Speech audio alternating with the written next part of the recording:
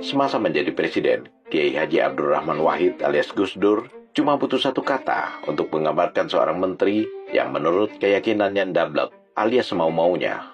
Kalajengking, ini hewan berayap kecil, tapi racunnya bisa menyengat dari belakang. Sekarang aja itu saya di mana-mana dengar rakyat itu marah gara-gara BBM dinaikkan oleh Yusuf Kala, Yusuf Kalajengking.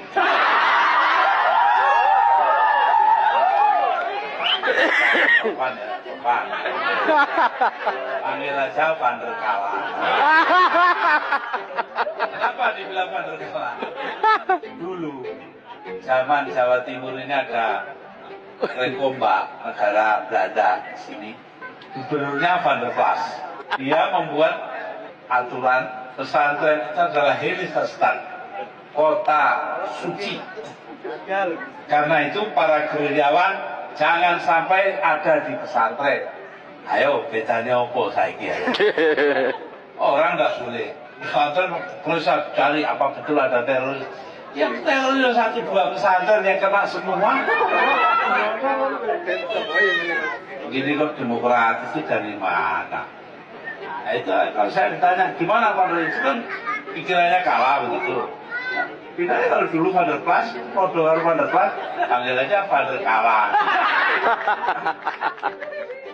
Setelah puluhan tahun berlalu, Kalajengking itu masih hidup, masih bisa ngomong, masih bisa bicara, dan topik bahasannya masih sama, yakni soal BBM, tiap kali isu energi meluap. Tahun 1999, Yusuf Kala duduk sebagai Menteri Perindustrian dan Perdagangan. Entah bagaimana ceritanya, terjadi kenaikan BBM yang menurut Gus Dur dalam video Kalajengking itu ulah JK.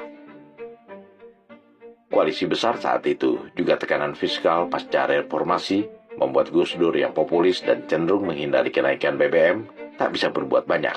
Kabinet koalisi gemuk saat itu membuat menteri loyal ke partai. Bila ada kebijakan tak sesuai kepentingan partai, kabinet bisa ngambek. Pada akhirnya, kenaikan BBM saat itu membuat rakyat kesal. Gus Dur disalahkan. Tak lama kemudian, tidak banyak teori, Gus Dur memecat JK. Alasan resmi macam-macam. Tapi menurut Gus Dur, JK diduga terlibat dalam perkara kolusi, korupsi, dan nepotisme.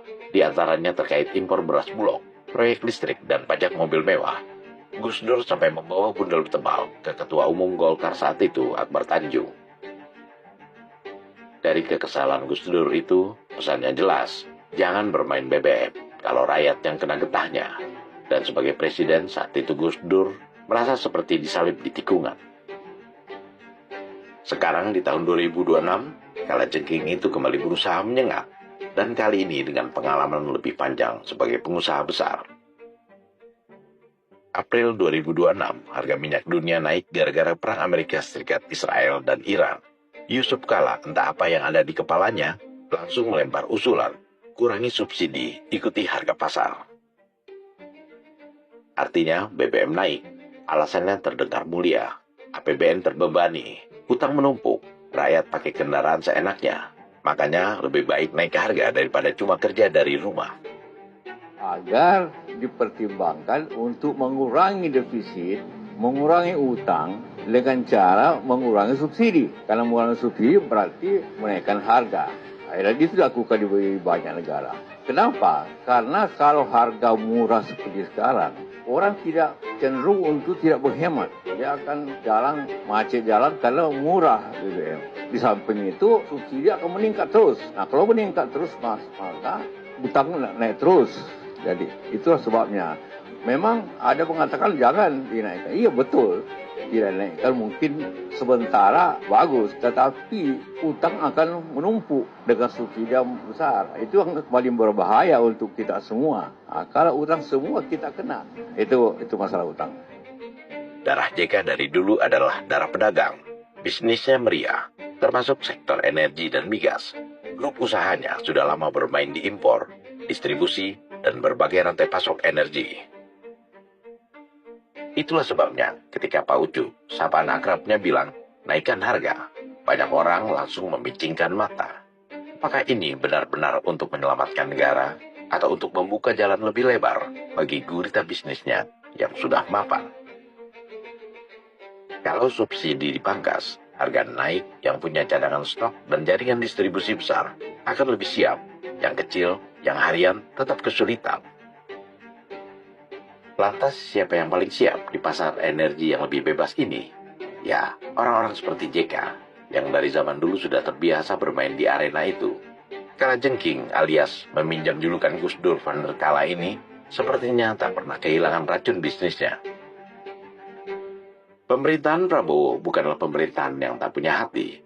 Menariknya, Gibran maju, memohon maaf lantaran usulan jika tidak sejalan dengan arahan Presiden yang ingin menjaga rakyat kecil. Harga Pertalite dan solar tetap ditahan sampai akhir 2026. Dari dulu sampai sekarang, Kalajengking rupanya tak pernah benar-benar mati. Ia hanya ganti baju, dari menteri menjadi tokoh lawas, dan mungkin tetap menjadi pemain besar di belakang layar bisnis energi. Gus Dur yang cukup dekat dengan Prabowo sudah mengingatkan, dan hari ini omongan Gus Dur boleh jadi benar. Sengatan Kalajengking masih terasa, meski tak lagi mematikan. Untuk BBM yang bersubsidi kita akan pertahankan untuk rakyat kecil dan rakyat miskin. Kita akan pertahankan untuk 80% rakyat kita. Tapi pada saatnya yang orang-orang kuat, orang-orang kaya, ya kalau mau pakai bensin yang mahal, ya dia harus bayar harga pasar. Lo udah kaya, minta subsidi lagi. Ya enggak lah, yang kita bela rakyat miskin. Ya. Pada perang kali ini, Prabowo mampu menaklukkannya. Kalajengking tumbang, keok, mungkin karena Prabowo ibarat elang, predator alami pemburu kalajengking di alam liar. Nasib Kalajengking kini mirip dengan kata-kata naga bonar. Sudah aku bilang, kau jangan bertempur. Kau bertempur juga. Matilah kau. Habis dimakan cacing. Mau lihat ini? Jangan berkedip, karena ini wujud aslinya. Luar biasa, kemampuannya benar-benar di atas rata-rata. Iya, saya juga tidak menyangka kemampuannya sekelas itu.